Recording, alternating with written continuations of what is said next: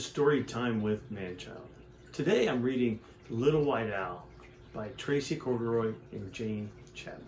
This is my favorite book to read to grade school kids. There is so much to this book that it can touch people of all ages.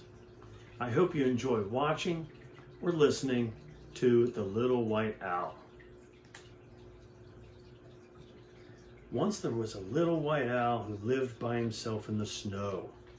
He didn't have a mommy. He didn't have a daddy. He didn't even have a name. But he really didn't mind too much. It had always been like that. And his head was full of happy stories.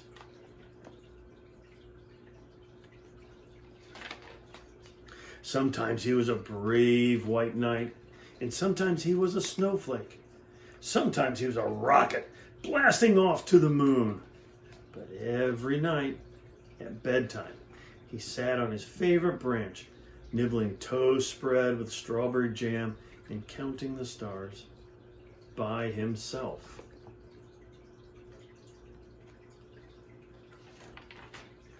Then, one day, he looked at the big blue sky that stretched on forever. I wonder what's out there, said the little white owl.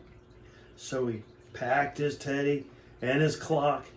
It was time to see the world.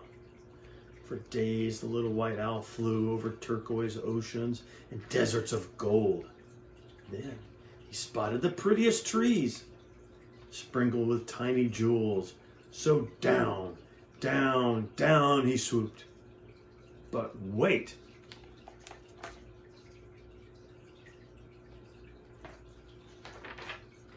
These jewels had beaks. They were owls, beautiful owls, owls just like him. Would anyone like a bite of toast, he said. But the beautiful owls sat quiet and still.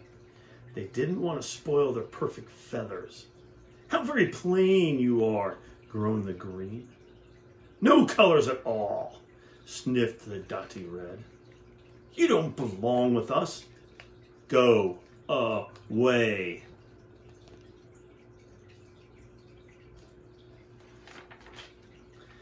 But I do have colors, cried the little white owl. Here in my heart, bumping up and down in me, are lots of happy stories. I'll share them if you want me to. The owl sat and thought, then, sighed the blue. A story might pass the time. Fine, but just one, said the flowery pink with a yawn.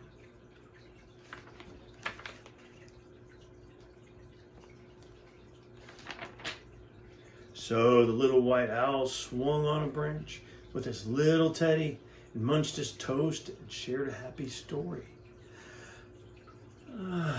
Breathed the blue owl dreamily when the little white owl had finished.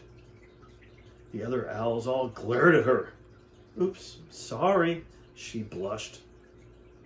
But couldn't we have just one more?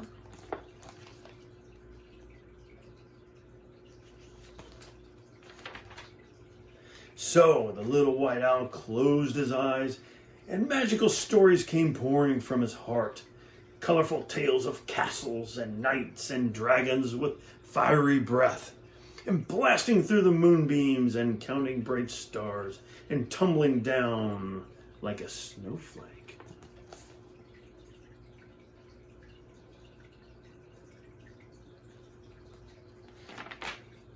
Slowly and rather to their surprise, the owls began to smile. Ah, they breathed.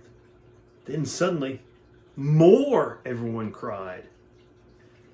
At last, when all his toast was gone, the little white owl checked his clock. Gosh, I need to go, he gasped. Back to my sparkly home. I need to feel the snow and count the stars. But then,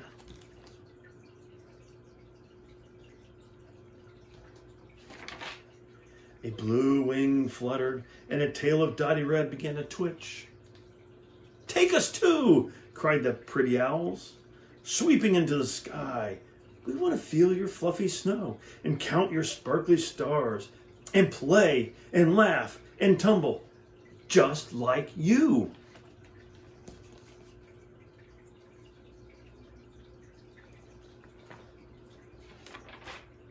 So the little white owl led them home, where they tumbled and twirled on the ice.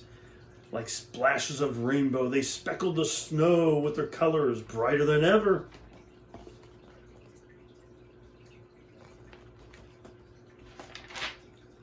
Later, they huddled together and sipped warm cocoa.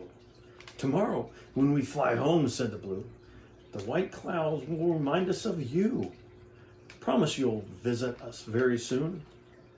I promise, smiled the little white owl, and you can tell me all your stories. They snuggled up on his favorite branch.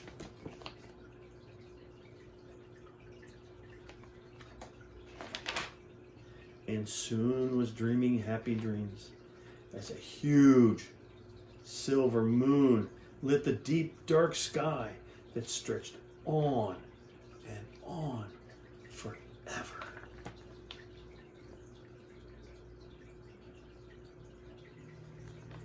Thank you for watching or listening to The Little White Owl. Next week I'm going to be reading Green Eggs and Ham by Dr. Seuss. So, I will see you next week at Storytime with the Man-Child. Have fun reading.